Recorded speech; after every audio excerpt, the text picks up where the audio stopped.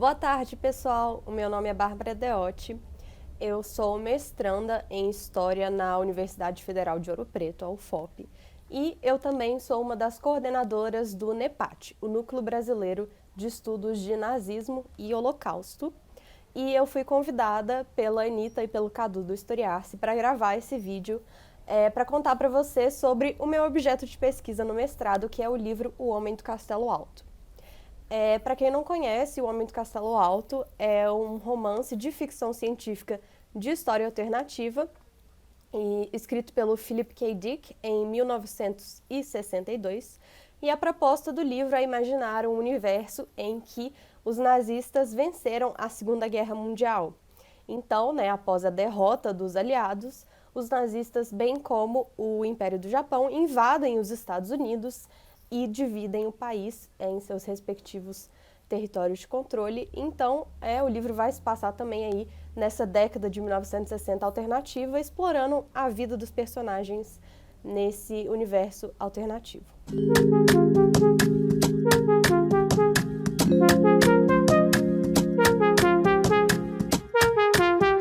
No vídeo de hoje, eu vou falar só sobre O Homem do Castelo Alto, e eu não vou falar da série, né? Como vocês já devem saber, tem uma série homônima que foi produzida pela Amazon, que é uma adaptação da obra do Philip K. Dick para televisão, mas eu não assisti a série até hoje, então, e como na minha pesquisa, eu trabalho só com o livro, esse vídeo vai ser também só sobre o livro. Bom, gente, sempre que eu falo sobre os meus objetos de pesquisa, antes de mais nada, eu gosto de discutir, afinal de contas, o que é história alternativa, né? O que significa esse termo? Então, histórias alternativas são textos que giram em torno da premissa básica de que algo no passado não ocorreu da forma como a gente conhece, né? Então, o presente e o futuro, consequentemente, foram alterados. Então, os autores de história alternativa, eles vão explorar justamente as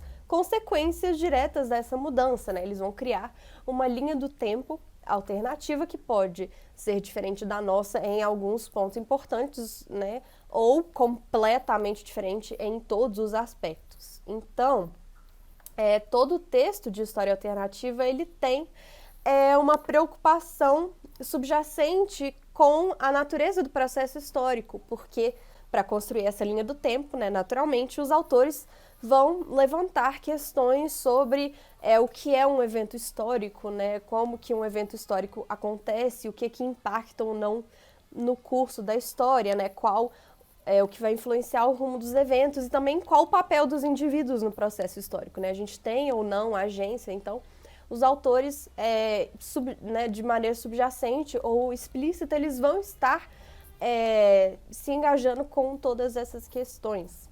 Além disso, a premissa básica do gênero, ela transforma o passado de uma coisa encerrada, entre aspas, em um campo de infinitas possibilidades, E assim, o presente também deixa de ser algo dado e se torna muito frágil e questionável, Então a gente vai colocar questões para o presente. Então vamos lá. O Homem do Castelo Alto, Como eu já expliquei, como eu já mencionei, na verdade, o livro foi escrito pelo Philip K. Dick e publicado originalmente em 1962. No universo de O Homem do Castelo Alto, o presidente Franklin D. Roosevelt, ele é assassinado em 1933. Portanto, todas aquelas políticas econômicas do New Deal que foram implementadas durante o governo Roosevelt, elas não vão ser implementadas, e assim, quando os conflitos vão se tornando mais aparentes na Europa, os Estados Unidos mantêm uma postura isolacionista, Então, evita tomar partido e participar de qualquer forma nesses conflitos. E aí, o que acontece, Quando Pearl Harbor acontece, os Estados Unidos são forçados a entrar na guerra, mas são derrotados e, eventualmente, como eu falei, o país é então anexado ao Império Alemão, tanto ao Império Alemão quanto ao Império Japonês, e fica aí fragmentado. E o livro se passa anos depois, do final da guerra, em 1960, ou seja, a gente pode dizer que é um livro que busca explorar um cenário alohistórico já muito bem estabelecido. O que isso significa, né? O Philip K. Dick, ele não está lidando, não está explorando ali no livro o momento imediato à mudança histórica, né? Ao fator de ruptura, né? O evento de ruptura, e muito menos também, né? O momento da ruptura em si, né? Não, ele está querendo pensar quais seriam realmente as consequências a longo prazo dessa mudança. Então, o livro vai se passar anos depois. O objetivo da minha pesquisa é pensar em como os nazistas estão sendo representados nesses livros, né, a partir dessa construção fictícia de um império alemão, né, nazista nos Estados Unidos. E aí, de acordo com o historiador estadunidense, o Gabriel Rosenfeld, né, que é um especialista no estudo de obras de história alternativa que tratam do nazismo, né? Então ele faz um levantamento muito extenso de todas, né, as obras de literatura que abordam esse tópico. O que o Rosenfeld argumenta, e aí eu concordo plenamente com ele, é que o nazismo, nesse tipo de história alternativa, ele cumpre uma função narrativa muito específica, que é a ideia do nightmare scenario, ou seja, né, o cenário de pesadelo. Ou, né, a gente poderia traduzir, uma tradução um pouco melhor, o pior cenário possível. Então, a vitória nazista é o pior cenário possível. Então, essas distopias, no geral, elas vão ter uma função que é reafirmar o presente como positivo, já que poderia ter sido pior, poderia ter sido muito pior se os nazistas tivessem vencido. E o Rosenfeld aponta também que até meados da década de 60, né, esse conteúdo positivista, de reforço positivo, ele era também extremamente moralista, né? Então, a vitória nazista era um evento apocalíptico, né, um verdadeiro inferno na Terra, e as posições de bem e mal estão muito bem estabelecidas e distribuídas, né? Mas, após a década de 60, a gente pode observar uma mudança muito interessante, né? E aí, década de 60 aí, é justamente nesse momento que o Homem do Castelo Alto se situa. Então, o que acontece com essas narrativas? Elas passam a tratar a vitória nazista como algo digno de maior nuance, né? Então, não é necessariamente um cenário puramente catastrófico, mas talvez neutro, talvez tolerável, ou talvez benigno até, né? Então, você vê uma complexificação das posições e das funções narrativas que as histórias alternativas vão assumir a partir dos anos 60. Progressivamente, o nazismo ele vai ser tratado cada vez mais como uma metáfora. Então, não sei se vocês já conhecem a autora Petra Hall, né, uma crítica literária muito importante. A gente já falou sobre ela nas redes sociais do NEPAT, então se vocês quiserem, né, fica aí o convite para vocês darem uma olhada nesse conteúdo.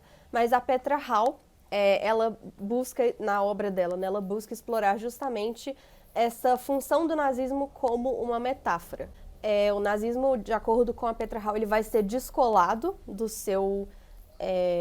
da sua realidade enquanto fenômeno histórico e vai ser, né, imbuído de novos significados de acordo com contextos posteriores, né? Então, o nazismo ele não diz mais sobre o fenômeno histórico do nazismo, mas diz sobre o contexto em que essas narrativas que usam o nazismo como metáfora estão sendo produzidas. E no caso das histórias alternativas estadunidenses, o nazismo serve como uma ferramenta narrativa para reafirmar os Estados Unidos como uma potência global, né, que emerge a partir da Segunda Guerra.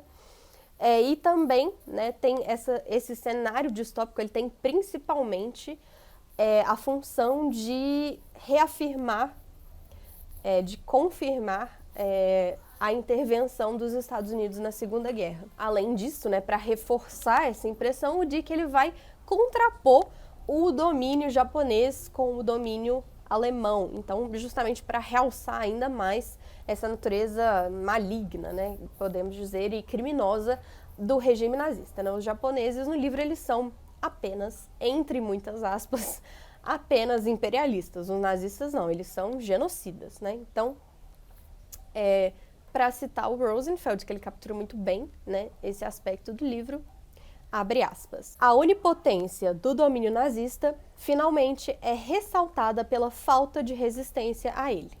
Não só os nazistas conquistaram a América fisicamente, eles também o fizeram mentalmente. Então, à primeira vista, beleza, ótimo, o Homem do Castelo Alto parece se encaixar, né, no que eu estava falando, daquela narrativa muito didática, moralista, distópica, que tem o objetivo de colocar os nazistas, né, cristalizar a ocupação dos nazistas desse lugar do vilão e, né, por outro lado, colocar os Estados Unidos por contraste como heróico e também valorizar essa participação dos Estados Unidos na Segunda Guerra Mundial e a necessidade da intervenção dos Estados Unidos no conflito, já que, de outro modo, os nazistas teriam sido os vencedores, à primeira vista. Bom, mas se o Homem do Castelo Alto fosse tão simples assim, né, eu não estaria fazendo um mestrado sobre esse livro, né, não teria uma bibliografia tão extensa sobre ele, né. Ele traz muitos elementos para além de tudo isso que eu acabei de discutir, apesar dele ter, sim, né, todos esses aspectos incluídos também. Então, um outro aspecto muito importante do livro, e é justamente o que torna ele tão interessante e aberto a interpretações, né, desafiadoras e inovadoras, né, é o fato de que em O Homem do Castelo Alto, o Philip K. Dick, ele enfatiza constantemente o caráter de produto e de construção da história, né? Então, ele não trata o tempo e o espaço como verdades objetivas, mas sim como experiências que estão sempre sendo filtradas pela mente humana.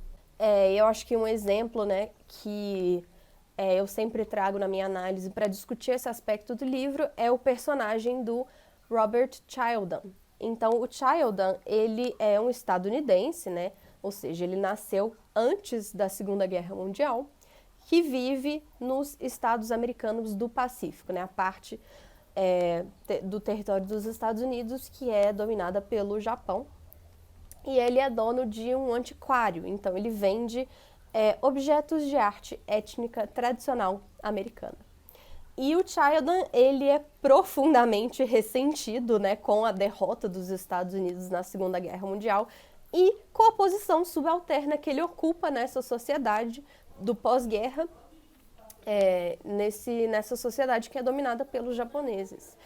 E para tentar se reconciliar com a sua situação, ele cria uma narrativa para explicar a derrota, né? Ou seja, na visão dele, a vitória do eixo ela foi necessária, entre aspas, para impedir que os comunistas e os judeus dominassem o mundo. Então, ele cria essa explicação, mas ele nunca está inteiramente satisfeito, né?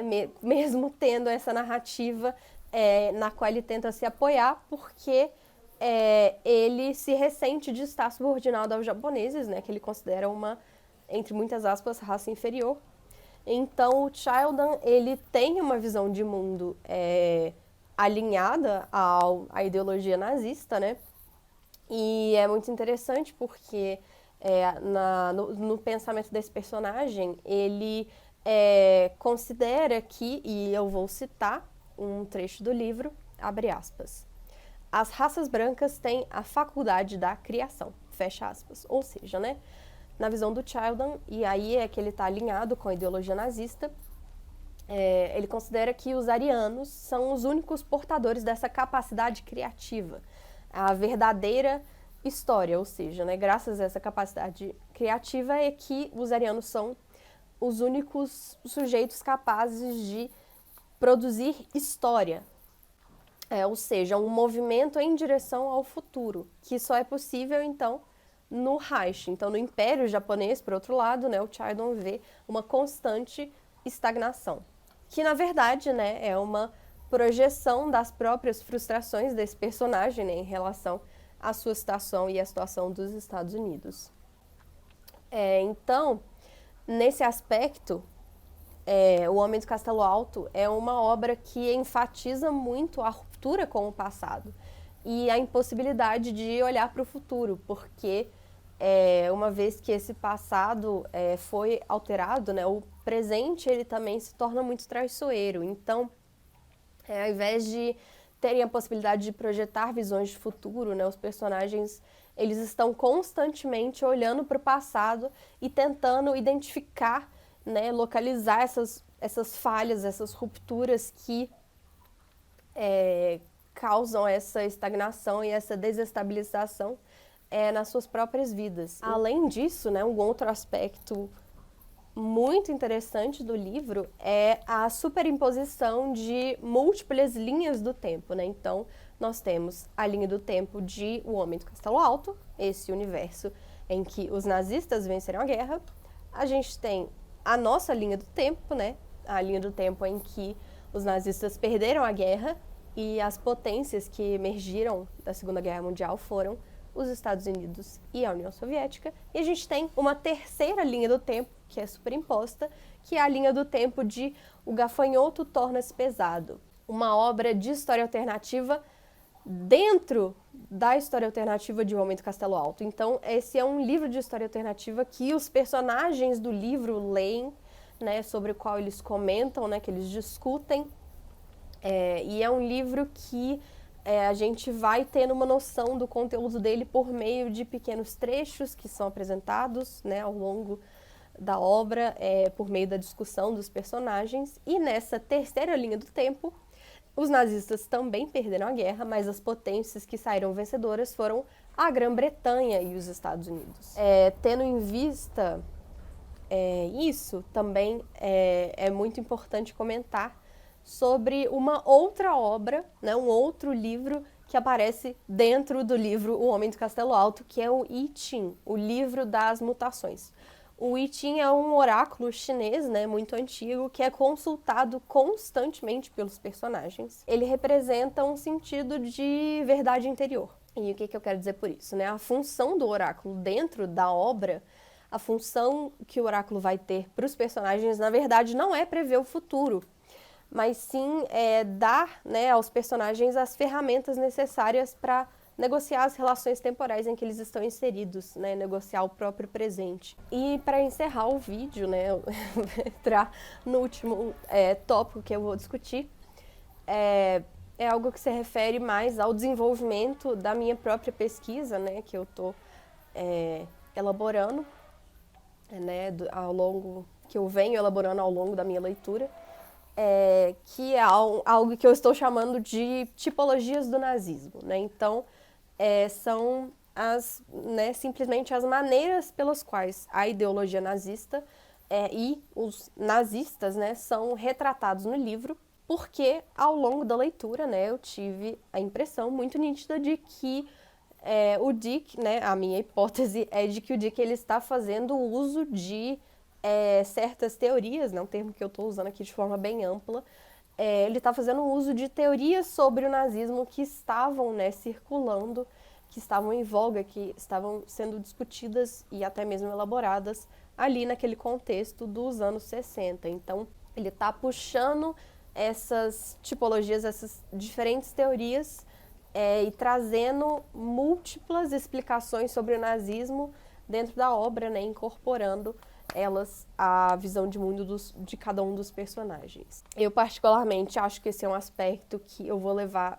adiante na pesquisa, né? Eu acho ele muito interessante porque diz respeito à dinâmica inerente a uma obra de história alternativa, né? Que é o meu tipo de fonte, né? A tipologia da minha fonte é, acima de tudo, né, a história alternativa. Então, os personagens estão pensando nessas questões para tentar compreender a vivência deles dentro do universo, diegeticamente, mas, ao mesmo tempo, todas essas questões que sufocam os personagens dizem respeito concomitantemente à nossa própria realidade, né, à nossa linha do tempo. Então, essa é a dinâmica da história alternativa, né? E, então, por isso, esse é um aspecto que tem se tornado cada vez mais importante para mim. Bom, gente, eu vou encerrar a minha fala aqui. Eu queria agradecer a Anitta e o Cadu pela oportunidade de participar aqui do Historiar-se. É sempre muito bom, né, ter a oportunidade de falar sobre a minha pesquisa. Eu gosto muito. E é muito bom, né, discutir, ter a oportunidade de quanto mais a gente fala, melhor, né, para o desenvolvimento da própria pesquisa. E eu espero que vocês tenham gostado do que eu compartilhei sobre o Homem do Castelo Alto, né? Espero que tenha sido do interesse de quem está assistindo. Não se esqueçam de se inscrever no canal e deixar, né, uma curtida no vídeo e também comentem, né, sobre o que vocês acharam do vídeo, o que vocês acharam dos tópicos das discussões do vídeo de hoje. E eu vou aproveitar a oportunidade também para fazer um último jabá do NEPAT, né, que é o grupo que eu coordeno. Vocês podem encontrar todas as informações sobre o nosso trabalho no nosso site, nepat.com.br. E é isso, então eu vou deixo vocês por aqui mesmo. E um abraço e obrigada a todos que assistiram o vídeo.